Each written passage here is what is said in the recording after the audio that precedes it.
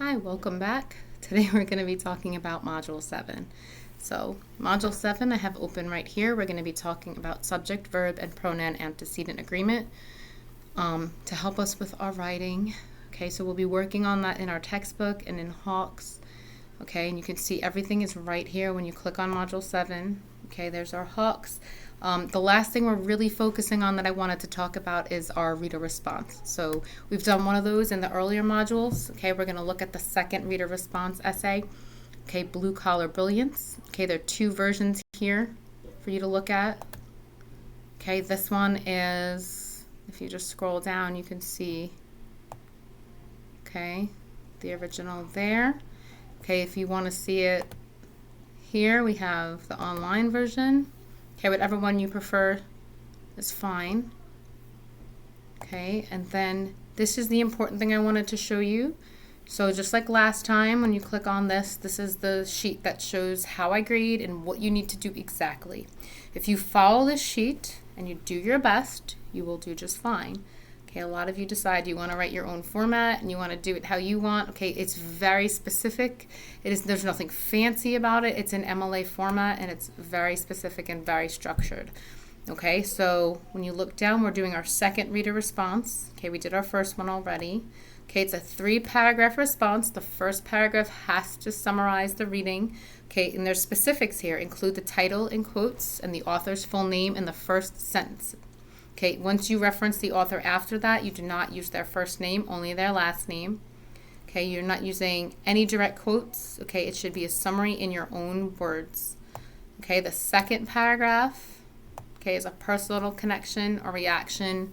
Okay, and it gives you just to follow there what they mean by personal connection or reaction. Do you agree or disagree with the author? What's your opinion? How do your own experiences affect your reading? Does it remind you of any experience or trigger a memory or belief that you have? Okay, see how it connects to your own life. Did it inspire you in some way? Okay, and the third paragraph are just conclusions. Okay, general conclusions you can draw from the chapter, or in this case from the essay, how you can apply the theme to the wider world, to society, to education, the workplace in general. Okay, I recommend, just like always, that you plan, draft, revise, and proofread, and that is so important. I am very big on editing. If you've seen my comments on your essays, you'll see I spend about 4 to 6 hours every single day when I grade your essays and your papers with comments. Okay, it's a lot of my time and I am happy to do it. I love to edit. Okay, but please, I beg you, pay attention to the comments. They're there for a reason. Not just because I'm doing it for you, but it will genuinely make you a better writer. Okay, if you take what I give you, and you edit the comments and you redo it, you resubmit it, okay, it's practice. It's how we get better, just like anything else. Okay, sometimes we need practice with our writing, and that's fine, but you're not going to get better if you don't do it. You need to practice. It goes through Blackboard, of course, to submit it to me. A minimum of 350 words, and there's specifics here. It needs a title, a centered title page, reader response 3. Sorry, in this case, this is reader response 2. I apologize for that. This is just our example, I guess, but I don't want you to get confused that we're going to do this for reader response 2. Remember, the paragraphs are very specific. It's a summary, the personal connection, and then your conclusions. Just so you know how it's graded and the formatting, we're in MLA. I'm very specific with my font and my font size and the font you choose. I prefer Times New Roman. I say this every time. You can use these other 3 as well, but only these 4 different fonts. Times New Roman is my favorite because most professional writing is in Times New Roman, using 12 size font only, double space. So if you single space, if you use 14 size font, if you use a font not those, you will lose points. Okay, it's very specific. You have to follow directions. Okay, this is how it's graded. Okay, there's a rubric for proficient, competent, developing. If you notice when you scroll down, every grammatical error, you lose points, fragments, run-ons, subject-verb agreements. So fragments, like an incomplete thought, right? Like, went to the store. Okay, that's a fragment. Who went to the store, right? Grammatical errors, spelling, stuff like that.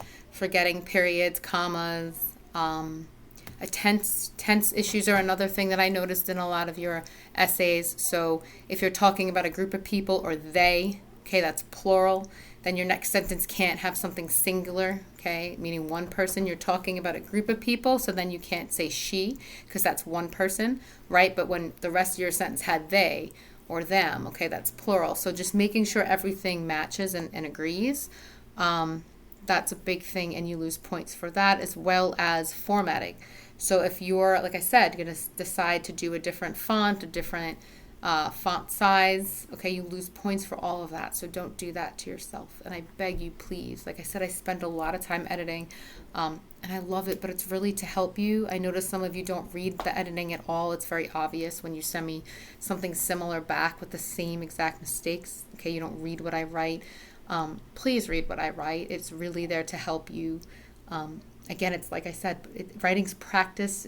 Practice is what makes you better. Okay, you have to do it to get better.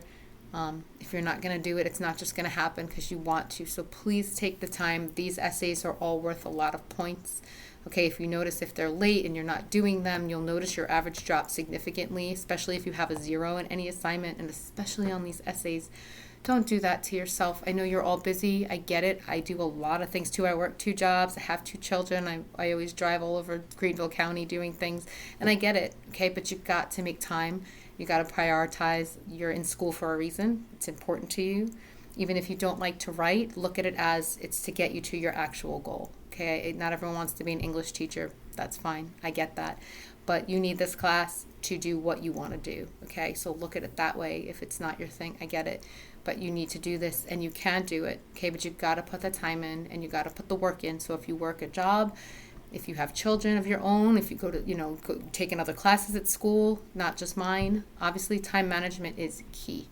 I really don't want to hear the excuses. Like I said, I do all the things too.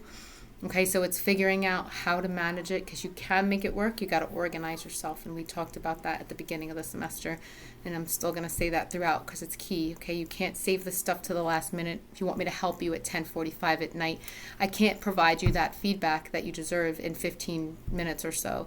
Okay, it takes me about 45 minutes to an hour for every essay that I grade, just so you know. With the comments that I have in your papers, it takes a lot of time because I'm going through it with a fine-tooth comb. It's an expression, right? I'm reading everything carefully. I'm doing the best I can to help you, especially because we're not in person, and even more so. Okay, so use those comments to help yourself, do what you need to do.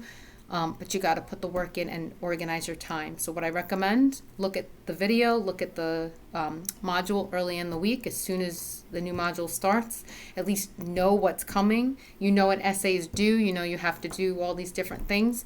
Say, okay, I'm going to do, this is my heart. I'm not the best at the essays. I have to spend more time on that. So I'm going to make sure I understand what I need to do. I can ask Mrs. Gondak for help if I need, because I know what I need to do. And it's early enough to ask me for help, and I can actually help you. I will do everything I can to help you. We can Zoom, we can email. You can just send it to me and I'll edit it and send it back to you a bunch of times. Okay, it's all good. It only helps your grade. It does not hurt you if you send it to me and there's a million corrections on it. It's still better than not. And then you doing it last minute and failing, or not, or getting a 0, or not getting the best grade that you can. Okay, don't wait till the last minute, and I will do everything I can to help you. Organize your time so you know what's coming, and know, okay, maybe I can't do this tonight because I have to work, or I have to work tomorrow morning, but I have off tomorrow night, so I'm going to start the essay tomorrow. Or I can work on, one of the textbook exercises then. Okay, figure out what you need to do every day so you're not saving it to the last minute. Because I notice every one of you, okay, when I do your rough drafts, you are capable of giving me, decent amount of writing back. But I also noticed that when it's sent to me last minute, or if it's late, even if it's like a little bit late, hours late, and I'm allowing you to send it, you are losing points for that, okay, just so you know. Okay, but it's not your best work. It doesn't mean you can't write. It just means you waited to the last minute. You're just kind of getting out anything, right? That's not your best. So please make sure, look ahead, know what's coming, know how to manage your time, and I'm always here to help you. So don't be afraid to ask me for help. In any way that I can, I will help you, okay? But please don't wait till the last minute, okay? So let me know if you have any questions, and I'm always here. And I hope you have a good night, good day, good week. Bye.